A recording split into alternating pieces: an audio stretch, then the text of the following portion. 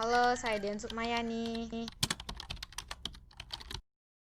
Di masa pandemi ini, batuk merupakan salah satu gejala yang menandakan seseorang terinfeksi virus corona. Untuk mencegah penularannya, kita harus mengetahui etika batuk yang benar.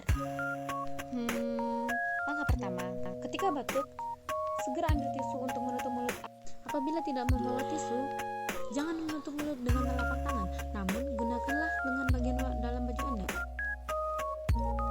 Kedua, gunakan masker ketika batuk. Ketiga, buanglah tisu dan masker yang telah Anda gunakan di tempat sampah.